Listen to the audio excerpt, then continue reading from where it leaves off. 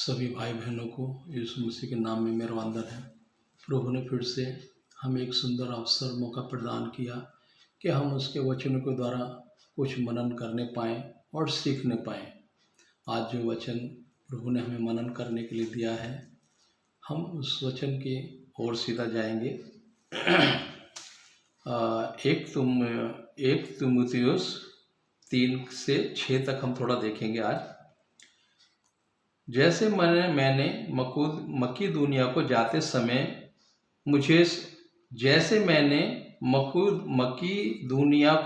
समय तुझे समझाया था कि इफिसुस में रहकर कुछ लोगों को आज्ञा दे कि अन्य प्रकार की शिक्षा ना दें और उन कहानियों और अनंत वंशावलियों पर मन न लगाएं जिनसे विवाद होते हैं और परमेश्वर के उस प्रबंध के अनुसार नहीं जो विश्वास पर आधारित है। वैसे ही फिर भी कहता हूँ, आज्ञा का सारांश यह है कि शुद्ध मन और अच्छे विवेक और कपट रहित विश्वास से प्रेम हो। इनको छोड़कर कितने लोग बकवाद की ओर भटक गए हैं। आइए वचन के लिए हम प्रार्थना करेंगे। धन्यवाद प्रभु, इस समय के लिए हम आपको धन्यवाद करते हैं। सुंदर समय प्रभु आपने दिया, आपका वचन मनन करने के लिए उसके धन्यवाद करते प्रभु। जिस आत्मा के द्वारा ये वचन लिखेंगे उसी आत्मा के द्वारा इन वचनों को समझने के लिए, बोलने के लिए प्रभु सहायता मदद कीजिए प्रभु। मुंह मेरा हो, शब्द आपकी ओर से होने पाए। मैं नहीं, मुझ में होकर प्रभु आप बातचीत कीजिए, आप कार्य कीजिए। जितने भी भाई बहन इन वचनों को सुनेंगे प्रभु, उनको भी आप आशीषित अनुग्रह करना। ये वचन प्रभु हर एक के मन के अंदर जाकर कार्य करने पाए प्रभु। हालेलुया प्रभु। हम अपनी इच्छा, अपनी मर्जी से कुछ भी ना करने पाए, एक शब्द भी ना बोलने पाए, पवित्र आत्मा आप अगुवाई मार्गदर्शन देना। जो भी भोजन आप अपने लोगों के लिए, अपनी भीड़ों के लिए देना चाहते हैं, वो भोजन प्रभु आप दीजिए प्रभु जी। हालेलुया प्रभु जी। छोटी सी प्रार्थना आपके चरणों में रखते स्वीकार करो, स्वर्ग में लेके जाने की सहायता मदद करो। सब कुछ प्रभु यीशु मसीह के नाम में मांगते हैं, आमीन। जैसे कि आज वचन है, ऊपर जो हेडलाइन है वचन के, आप बाइबल में देखेंगे तो हमें स्पष्ट तरीके से समझ में आएगा, झूठे शिक्षकों के विरुद्ध चेतावनी। क्योंकि हर समय में 2 तरह के लोग होते आए हैं। प्रभु यीशु मसीह के समय में भी लोग थे जो कि प्रभु का वचन को मानते थे और कुछ नहीं मानते थे, और प्रभु के वचन को मानने वालों में भी कुछ ऐसे थे कि वचन सुनते तो थे लेकिन मानते नहीं थे। यहूदिया इस्करियोती परमेश्वर के साथ में था, यीशु मसीह के साथ में था, लेकिन उसी ने उसको पकड़वाया। वो वचन सब सुनता था, प्रभु ने जो काम किए, चमत्कार चिन्ह किए, वो भी सब वो देखता था, वो भी उनके साथ में था, लेकिन फिर भी उसने वो सारी बातों को अंगीकार नहीं किया मन से, सिर्फ वो शरीर से प्रभु के साथ में चल रहा था। आज क्या हम शरीर से प्रभु के साथ में हैं कि आत्मिक तौर पर भी प्रभु के साथ में हैं? अगर हम आत्मिक तौर पर प्रभु के साथ में, तो हमारे अंदर क्या क्या चीज़ों का बदलाव होना है और क्या क्या चीज़ों पे हम मनन लगाना है, और हम किन किन लोगों से सावधान रहना है। क्योंकि हम कैसे परख पाएंगे झूठे कौन है और सच्चा कौन है? हम वचन के अनुसार ही परख पाएंगे, क्योंकि वचन के अनुसार ही हम उन बातों को समझ पाते हैं जो हमारी समझ से परे हैं। क्योंकि वचन कौन है? यीशु मसीह। यीशु मसीह आज हमारे जीवन में आत्मा के पवित्र आत्मा के रूप में कार्य कर रहा है। क्योंकि यीशु मसीह ने जाने के समय कहा, मैं तुम्हें अनादि न छोड़ूंगा, मैं तुम्हें अकेला न छोड़ूंगा, मैं तुम्हारे लिए एक सहायक भेजूंगा, जो सहायक मुझ में से लेकर तुमको, मेरी बातों को लेकर तुमको समझाएगा, मेरी बातों को लेकर तुम्हें समझाएगा। तो आज वो सहायक हमें वचन के द्वारा हमें बातचीत करता है। हमें आज सावधान रहने की बहुत जरूरत है, क्योंकि जैसे जैसे प्रभु का काम बढ़ रहा है, झूठे भविष्यवक्ता भी, झूठे शिक्षक भी खड़े हो रहे हैं। क्योंकि ये होगा, क्योंकि वचन में है। उनकी सभाएं लाखों की संख्या में होंगी, लेकिन वहाँ आत्मा का कार्य हो रहा है क्या, हमें परखना पड़ेगा। परखेंगे कैसे? वचन के अनुसार। अगर वो वचन के आधार पर वहाँ पर काम नहीं हो रहा है, तो हमें वहाँ से थोड़ा अलग होना है। जैसे यहाँ पर लिखा है, जैसे मकीदुनिया को जाते समय तुझे समझाया था कि इफुसिस में रहकर कुछ लोगों को आज्ञा दे कि अन्य प्रकार की शिक्षा ना दे। अन्य प्रकार की शिक्षा, कौन सी शिक्षा? किन शिक्षाओं से प्रभु, किन शिक्षाओं के बारे में सावधान रहने के लिए तीमुथियुस को प्रभु बोल रहा है, अपने चेलों को बोल रहा है? नीचे के वचन में जब बातें, और उन कहानियों और अनंत वंशावलियों पर मन न लगाएं जिनसे विवाद होते हैं और परमेश्वर के उस प्रबंध के अनुसार नहीं जो विश्वास पर आधारित है। वैसे ही फिर भी कहता हूं, आज्ञा का सारांश है कि मन शुद्ध और अच्छे विवेक और कपट रहित विश्वास से प्रेम उत्पन्न हो। कपट रहित विश्वास से प्रेम वृद्ध हो, शुद्ध मन, सब बातों का सारांश है शुद्ध मन से। क्या हम शुद्ध मन से प्रभु का काम कर रहे हैं, या एक हमने एक मतलब एक वो बना लिया है सिस्टम, उसके अनुसार हम काम कर रहे हैं? अगर हम वचन के आधार पर हम प्रभु के सेवकाई कर रहे हैं, तो अगर प्रभु हमारी अगुवाई कर रहा है तो प्रभु हमें कुछ निर्देश देता है, दिशा निर्देश। कुछ काम हम अपने मन के हिसाब से करते हैं, अपनी सुविधा के हिसाब से, और हम बोलते क्या, प्रभु ने मुझे कहा है। अगर प्रभु कहेगा तो प्रभु जहां आपको भेजेगा वहां आपको जाना है, लेकिन हम चुनाव करते हैं किस जगह पे हमको सहूलियत है, किस जगह पे जाने से हमको सुविधा ज़्यादा मिलेगी, किस जगह पे जाने से हमको आदर मिलेगा, किस जगह पे जाने से लाखों, सौयों, हजारों लोग हमें एप्रिशिएट करेंगे, हमारी तारीफ करेंगे। हम वो चुनाव करते हैं। क्या हमारी सेवकाई ऐसी है? प्रभु ने पौलुस को क्या निर्देश दिया? हम एक वचन थोड़ा देखेंगे, वचन देखकर ही हम आगे बढ़ेंगे। प्रेरितों 16:9 हम देखेंगे थोड़ा।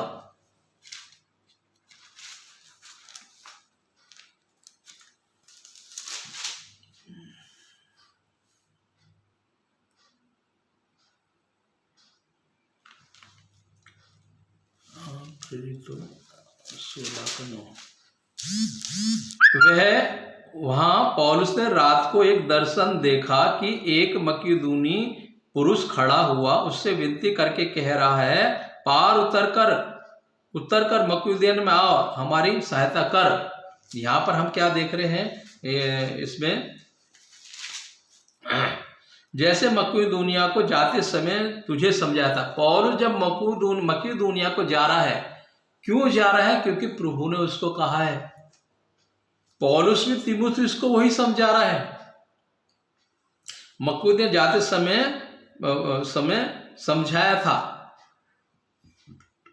मकिदुनिया जाने के बाद, मकिदुनिया क्यों गया पौलुस? हम 9 वचन में प्रेरित हमको यहाँ बराबर स्पष्ट तरह से मालूम पड़ेगा। वहां पौलुस ने रात को एक दर्शन देखा कि एक मकिदूनी पुरुष खड़ा हुआ, उससे विनती करके कह रहा है, पार उतर कर मकिदुनिया में आओ और हमारी रक्षा कर।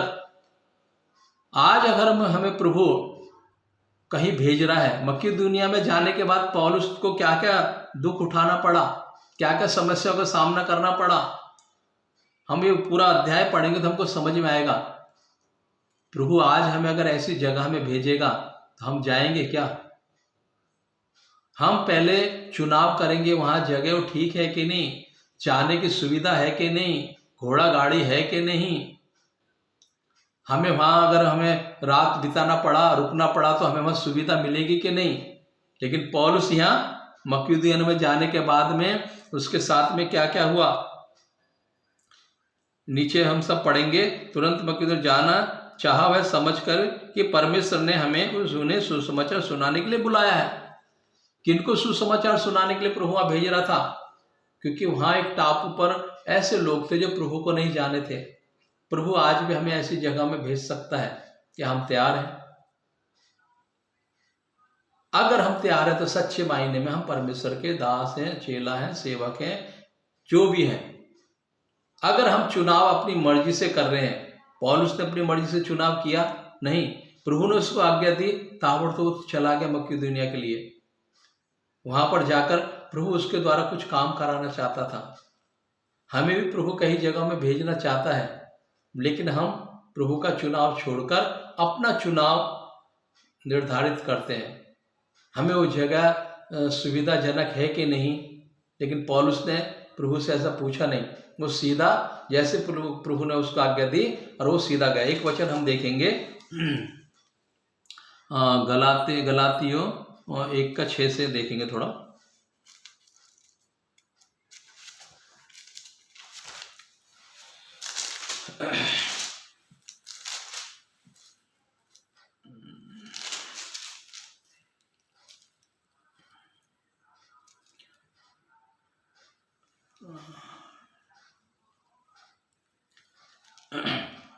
मुझे आश्चर्य होता है कि जिसने तुम्हें मसीह के अनुग्रह में बुलाया, उससे तुम इतनी जल्दी फिरकर और ही प्रकार के सुसमाचार की ओर झुकने लगे, परंतु वह दूसरा सुसमाचार है ही नहीं।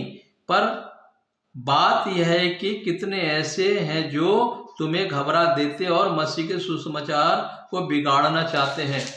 बहुत से लोग ऐसे हैं जो कि खुद तो वो काम नहीं करते, उनको सुविधाजनक जगहों में जाना पसंद है। हमको भी अगर प्रभु हमें भेज रहा है तो हमको जाने से पहले वहाँ की जो परिस्थितियां उनको हमें समझाने लगेंगे। वहाँ तुम जाओगे तो ये समस्या है, वहाँ तुम जाओगे तो ये समस्या को सामना करना पड़ेगा। वो खुद नहीं जा रहे हैं, लेकिन हमको भी जो सही सुसमाचार है, सही बोलना है, बोलने के लिए रुकावट करेंगे। अगर तुम ये बात बोलोगे तो तुमको ये तकलीफ आएगी, ये समस्या आएगी।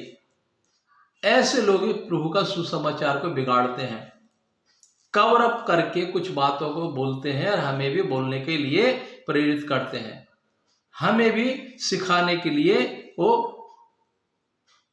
उत्साहित होते हैं। लेकिन पौलुस यहाँ वचन में क्या कह रहा है? जैसे यहाँ पर गलातियों 1:6 से हमने देखा है, जैसे फिर जो लोग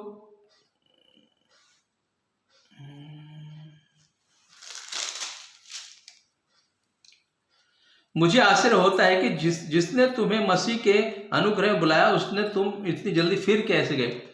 हमें मसीह का अनुग्रह हमारे ऊपर नहीं होता तो हम कैसे उसमें बढ़ पाते थे। मसीह का अनुग्रह में मिला है, उसने अपने आप को कलवरी क्रूस पर बलिदान किया है, तो वो बलिदान के द्वारा, वो अनुग्रह के द्वारा हमें पापों से क्षमा मिली है। तो इतनी जल्दी हम वो बातों को कैसे भूल सकते हैं? क्योंकि हम कुछ ऐसे लोगों की संगति में या ऐसे लोगों के साथ में हमारा संपर्क होता है जो कि उनका प्रभाव हमारे जीवन पर भी पड़ना शुरू होता है। जैसे यहाँ पर 7 में लिखा, परंतु वह दूसरा सुसमाचार है ही नहीं, पर बात यह है कि कितने ऐसे हैं जो तुम्हें घबरा देते हैं और मसीह के सुसमाचार को बिगाड़ देते हैं। वो खुद नहीं वहां पर जाते हैं, लेकिन हमें भी घबरा देते हैं। वहां जाओगे तो तुम्हें इस समस्या का सामना करना पड़ेगा। जैसे आज बहुत सी जगहों में बहुत से लोगों को सताया जा रहा है, ताड़ना हो रही है मसीह भाई बहनों को, तो वहां पर खुद तो नहीं जा रहे, दूसरों को भी जाने के लिए रुकावट का कारण बनते हैं। क्या हम ऐसे लोगों के बीच में हैं? अगर प्रभु हमें कोई सुसमाचार हमें बोलने के लिए किसी को बोल रहा है तो हमें बोलना है। परमेश्वर की अगर अगुवाई है तो हमें उस कवर अप करके कोई बात नहीं बोलना है, जैसा वचन में वैसा हमें बोलना है। लेकिन हम घबरा जाते हैं दूसरों के कहने में आकर। जैसे दूसरे कवर अप करके सुसमाचार को बोलते हैं, वैसे हमको भी बोलने के लिए प्रेरित करते हैं। तो हमें ऐसा करना उचित है क्या? पौलुस यही सब दिशा निर्देश तीमुथियुस को दे रहा है, आज हमें भी प्रभु दे रहा है। एक वचन और हम देखेंगे, 1 तीमुथियुस 6:3।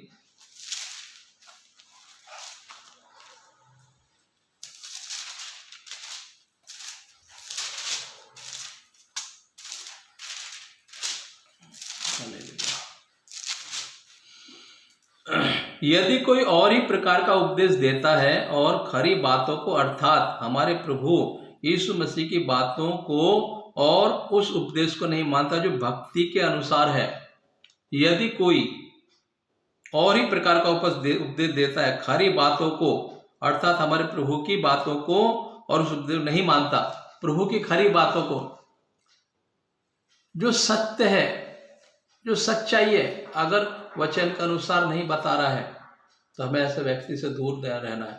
वो अपनी सुविधा के अनुसार वचन बता रहा है, वचन तो कुछ और है, लेकिन वो उसको थोड़ा सा अलग तरीके से, सॉफ्टनेस तरीके से बता रहा है, ताकि लोगों को खराब ना लगे, खराब उनको हम लगे उस हिसाब से नहीं बोलना है। हमें जो वचन है वो वचन वैसा ही बोलना है, हमें उसमें मिलावट क्यों करनी है, हमें अपने हिसाब से क्यों वचन को बताना है। जैसा वचन लिखा है, जैसा परमेश्वर ने दिया, वैसा ही हमें बोलना है। लेकिन आजकल हम अपनी बुद्धि का उपयोग करके अपने हिसाब से ही वचन को बताने का प्रयास करते हैं। यही सब पौलुस पत्री में लिख रहा है, जैसा परमेश्वर ने हमें वचन बोलने के लिए दिया है वैसा ही हम बताना है। जैसे यहां पर लिखा है 1:6-3 में, यदि कोई और ही प्रकार का उपदेश देता है और खरी बातों को अर्थात हमारे प्रभु यीशु मसीह की बातों को और उस उपदेश को नहीं मानता, जो भक्ति के अनुसार है, भक्ति के अनुसार जो बातें नहीं है, उन बातों को हम नहीं मानना है। हमारा प्रभु, हमारी भक्ति क्या है, किन बातों में भक्ति है। एक वचन हम थोड़ा देखेंगे यहां पर,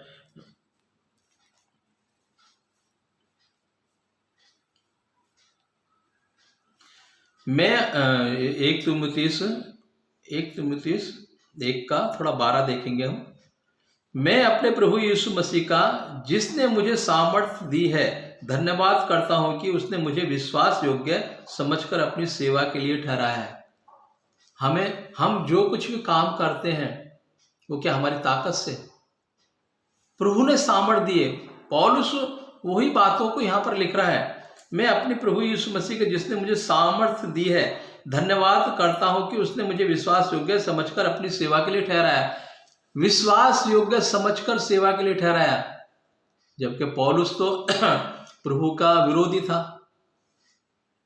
प्रभु के विरुद्ध काम करता था, लेकिन प्रभु को मालूम था कि ये आने वाले समय में मेरे उपयोग का मनुष्य है।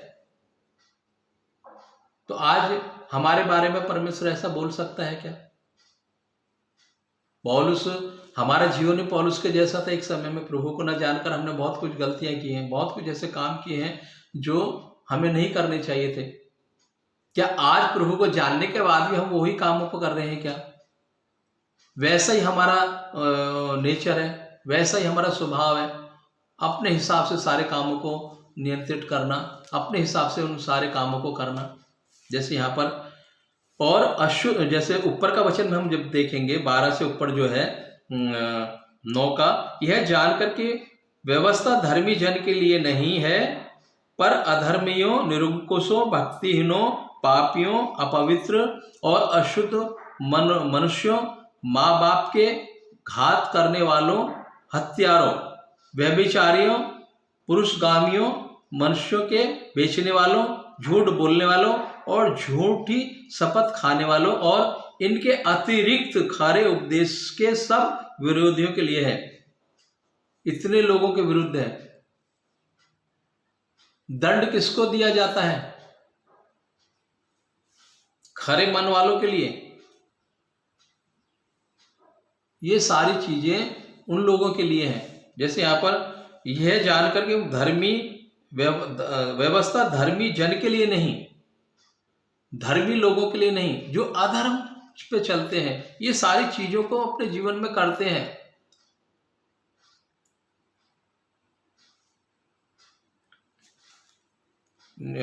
व्यवस्था धर्मी जन के लिए नहीं, पर अधर्मी, निरंकुश और भक्तिहीनों, पापियों के लिए आई।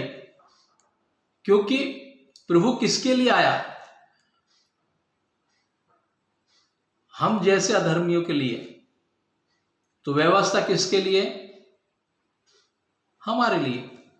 अगर हम उस व्यवस्था का पालन नहीं करेंगे तो क्योंकि जब हम पाप में थे, अधर्मी थे, तभी प्रभु ने हमें चुना ना।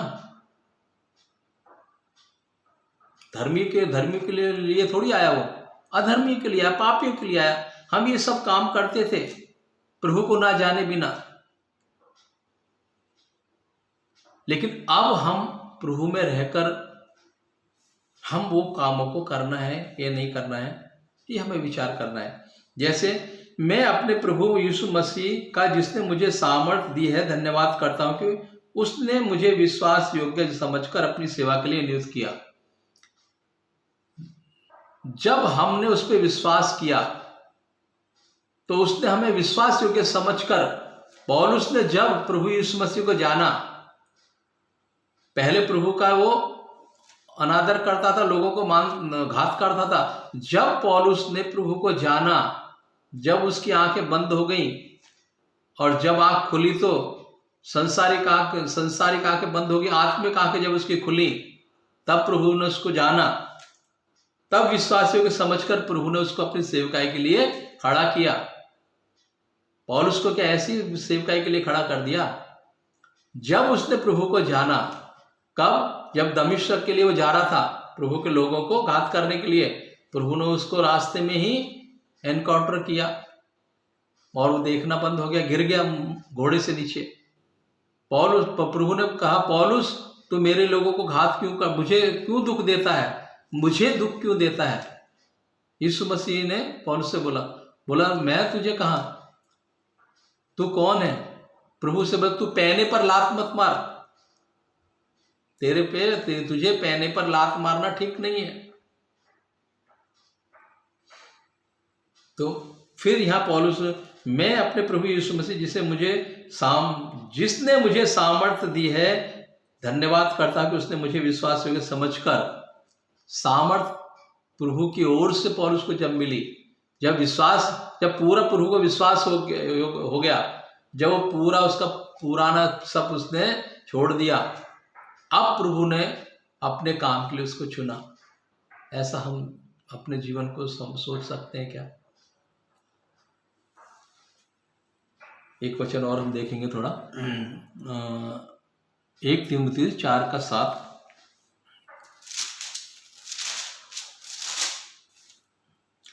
पर अशुद्ध और बूढ़ियों की इसी कहानी से अलग रहे और भक्तिहीन की भक्ति की साधना कर। पर अशुद्ध और बूढ़ियों की इसी कहानी से अलग रहे और भक्ति की साधना कर। हम कुछ चीजें जो पीछे बीत गई हैं उनको ही अभी तक हम अपने दृष्टि में, अपने जहन में उनको विचारते रहते हैं।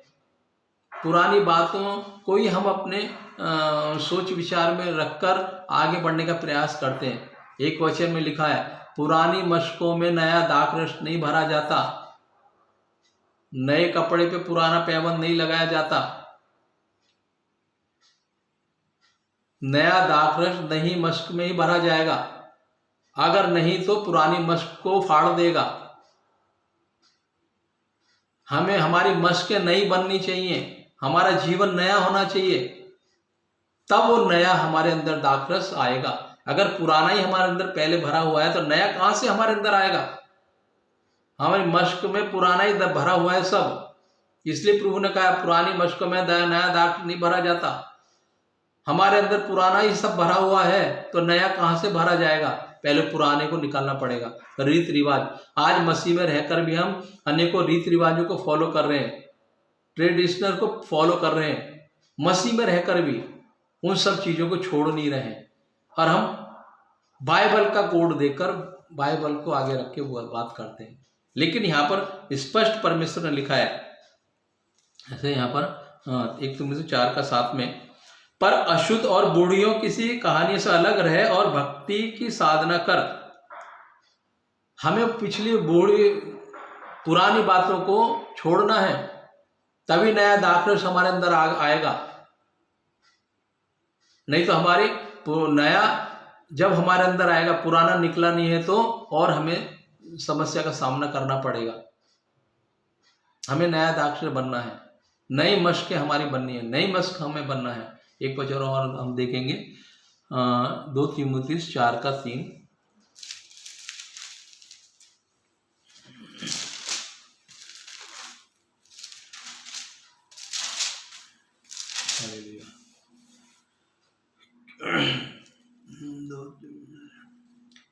दो तिमुथियुस 4:3 से थोड़ा हम देखेंगे।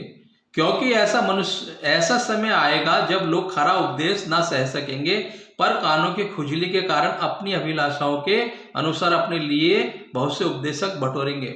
ऐसा समय आ गया है, हमारी सुविधा के अनुसार जो वचन हमें देगा हम उसको ही ज्यादा पसंद करेंगे।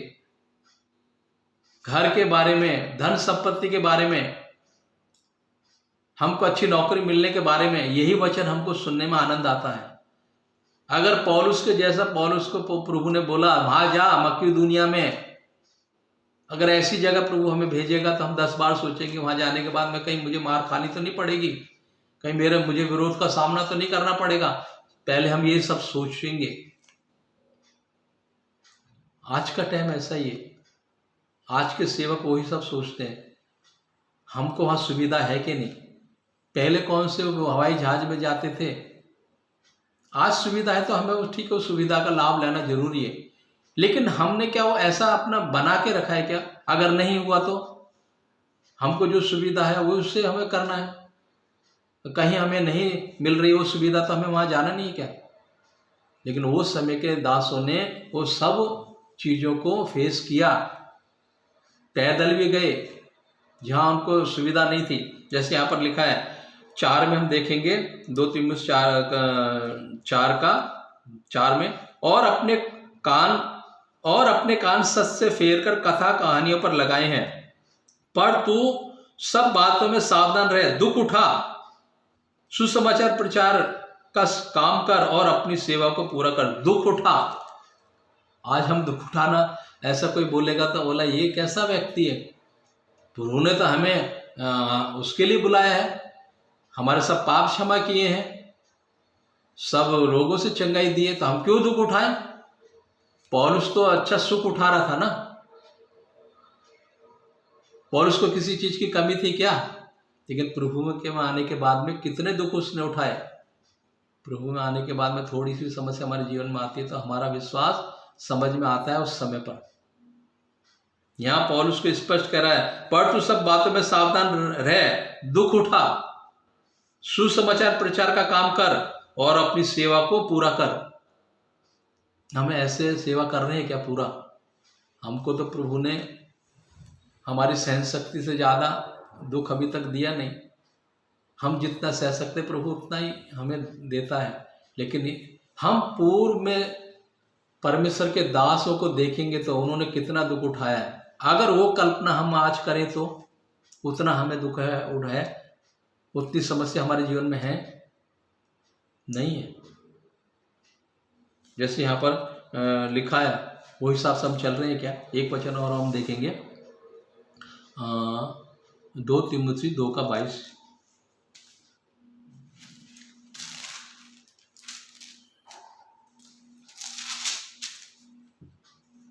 जवानी की अभिलाषों से भाग और जो शुद्ध मन से प्रभु का नाम लेते हैं उनके साथ धर्म और विश्वास और प्रेम और मेल मिलाप का पीछा कर।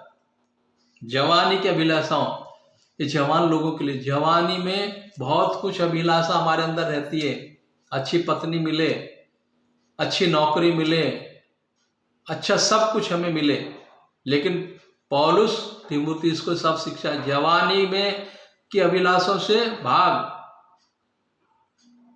तू अपने परमेश्वर को अपनी जवानी में स्मरण कर। प्रभु ने नीति वचन में कहा है, बुढ़ापे में स्मरण करने के लिए नहीं कहा है, जवानी में। जवानी में आज हम किन चीजों को अपने जीवन में ला रहे हैं, हम सोचना पड़ेगा, विचार करना पड़ेगा।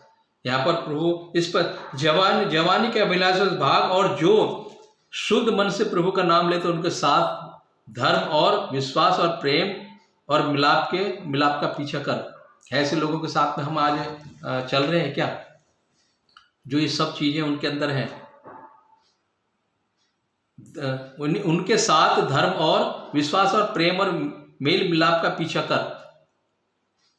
आज हमारा जीवन ऐसा है क्या? क्या हम जवानी में और ही चीजों को प्राप्त करने का प्रयास कर रहे हैं? यही सब बातों से पौलुस तिमुथियुस को सावधान कर रहा है। क्योंकि तीमुथियुस एक जवान जवान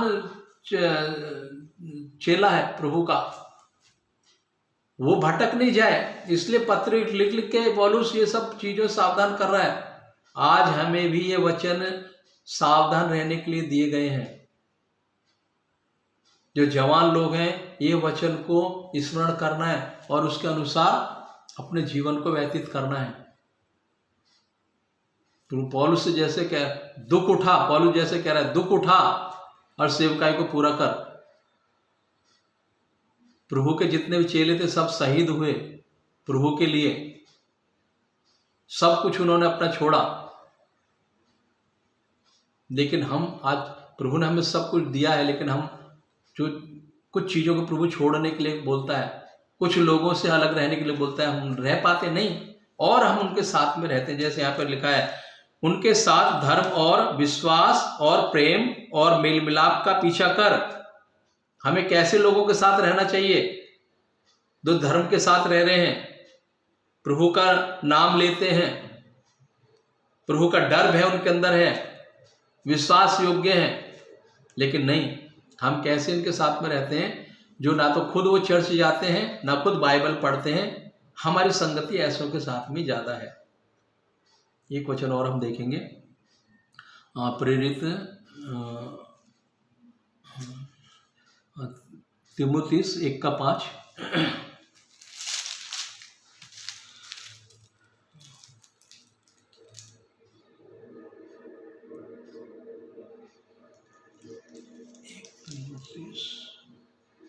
दो तीमुथियुस 1:5, सॉरी,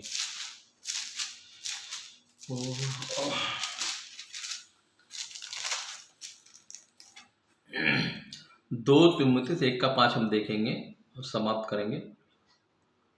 मुझे तेरे उस निष्कपट विश्वास की सुधि आती है जो पहले तेरी नानी लोइस और तेरी माता यूनिके में था, और मुझे निश्चय है कि तुझ में भी हो। तीमुथियुस के बारे में प्रभु कह रहा है, हमें विश्वास कहां से आएगा?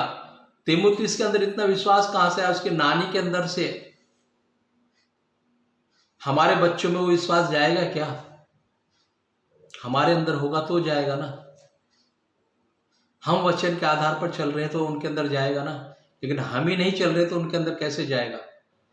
हम ही कुछ चीजों को अभी तक नहीं छोड़ पाए तो उनको हम छोड़ने के लिए कैसे बोलेंगे? जैसे पौलुस यहाँ उसको स्मरण दिला रहा है, तेरी नानी के जो विश्वास अंदर विश्वास था, वो विश्वास के तुझे मिला, मुझे निश्चय कि तुझ में भी है। जो उसकी नानी में विश्वास था, आज हमारे अंदर वो विश्वास होना बहुत जरूरी है, ताकि हमारी जो आने वाली पीढ़ी है वो प्रभु के मार्ग में चले, वो प्रभु का काम आगे बढ़ाए। अगर हमारे अंदर ही वो सारी बातें नहीं हैं तो हम प्रभु में आगे अपने बच्चों को बढ़ाने के लिए कैसे प्रोत्साहन करेंगे? हमने ही कुछ चीज़ों को अभी तक नहीं छोड़ा है, एडजस्टमेंट करके चल रहे हैं, अपनी सुविधा के अनुसार हम कर रहे हैं। लेकिन पौलुस को प्रभु क्या बोल रहा है?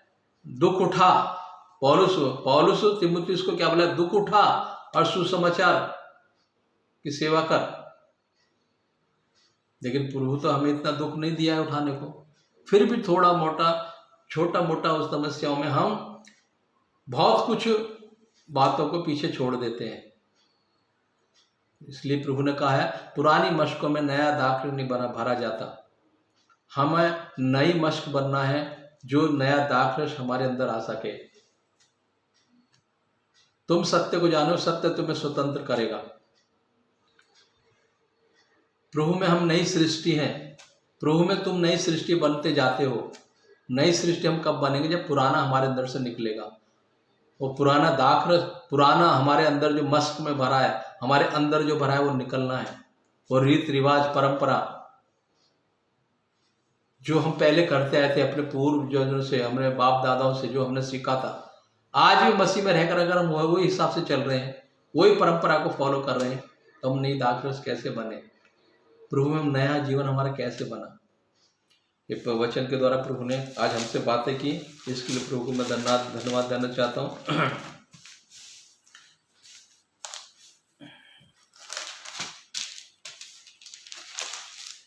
जैसे यहाँ पर जैसे पौलुस एक वचन बोल के हम समाप्त करेंगे, एक तीमुथियुस 1:16, पर मुझ पर इसलिए दया हुई कि मुझ सबसे बड़े पापी में यीशु मसीह अपनी पूरी सहनशीलता दिखाए, कि जो लोग उस पर अनंत जीवन के लिए विश्वास करेंगे उनके लिए मैं एक आदर्श बनूं। पौलुस अपने आप को सबसे बड़ा पापी बोल रहा है कि जो उस पर विश्वास करें उनके लिए एक आदर्श बने वो। हम ऐसा आदर्श बन पा रहे हैं क्या? अपने बच्चों के लिए बन पाएंगे क्या? हमने ऐसा अपने को महसूस किया है कि जैसे यहाँ पौलुस बोल रहा है, पर मुझ पर इसलिए दया हुई कि मुझ सबसे बड़े पापी में यीशु मसीह अपनी पूरी सहनशीलता दिखाए, यीशु मसीह, कि जो लोग उस पर अनंत जीवन के लिए विश्वास करेंगे उनके लिए मैं आदर्श बनूं। जो लोग उस पर विश्वास करेंगे, किस पर? यीशु मसीह पर, मैं उनके लिए आदर्श बनूं। पौलुस अपने लिए बोल रहा है। तो हम उनके लिए जो हमारे पीढ़ी है आने वाली, उनके लिए हम आदर्श बन रहे हैं क्या? अनंत जीवन के लिए विश्वास करेंगे उनके लिए मैं आदर्श हूं। जो अनंत जीवन किस में है? यीशु मसीह में। जो उनके लिए विश्वास करेंगे उनके लिए मैं एक आदर्श बनूं। पौलुस अपने लिए बोला मैं उनके लिए एक आदर्श बनूं। पौलुस का जीवन ऐसा है, इसलिए वो अपने आप को बोल रहा है मैं उनके लिए आदर्श बनूं। हमारा जीवन ऐसा है कि हम बोल सकें अपने बच्चों के लिए, अपने परिवार के लिए, अपने पीछे की पीढ़ी के लिए कि हम तुम्हारे लिए एक आदर्श हैं। अगर हमें ऐसा बनना है, हमारी पीढ़ी के लिए आदर्श बनना है, तो हमें वचन के द्वारा आगे बढ़ना पड़ेगा। प्रभु वचन के अनुसार हम सभी से बातें की, उसके लिए प्रभु को धन्यवाद देना चाहते हैं। ये वचन के द्वारा प्रभु सभी को आशीष करे, मुझे भी आशीष करे, मेरे परिवार को, सुनने वालों को भी। ये वचन आप लोग अभी अपने तक सीमित ना रखिए, ये वचन को और भी आगे आप शेयर कीजिए, ताकि और भी भाई बहन सुने, उनको भी प्रभु आशीष करे। ये वचन के द्वारा प्रभु हम सभी को आशीष करे। आइए थोड़ी सी छोटी सी प्रार्थना करके हम समाप्त करेंगे। धन्यवाद प्रभु, धन्यवाद इस समय के लिए प्रभु। मैं आपको धन्यवाद करता हूँ प्रभु जी, आपने सुंदर वचन प्रभु आपने हमें दिया। हमें प्रभु कैसे लोगों से सावधान रहना है आपने हमें वचन के अनुसार सिखाया। हमें प्रभु हालेलुया आपकी सेवकाई कैसे पूरी करना है वो आपने हमें सिखाया, उसके लिए धन्यवाद करते प्रभु जी। वचन के अनुसार प्रभु आप हम सभी को आशीष अनुग्रह कीजिए प्रभु। ये वचन जिन जिन कानों तक जाए प्रभु, जिन जिन मनों तक जाए प्रभु, उस सभी को आशीष अनुग्रह करना प्रभु जी। हालेलुया प्रभु जी, ये वचन प्रभु हालेलुया प्रभु जी हर एक मन के अंदर कार्य करने पाए प्रभु जी, हर एक हृदय से बातचीत करने पाए प्रभु जी। छोटी सी प्रार्थना प्रभु आपके चरणों में रखते हैं। सब कुछ प्रभु यीशु मसीह के नाम में मांगते हैं, आमीन।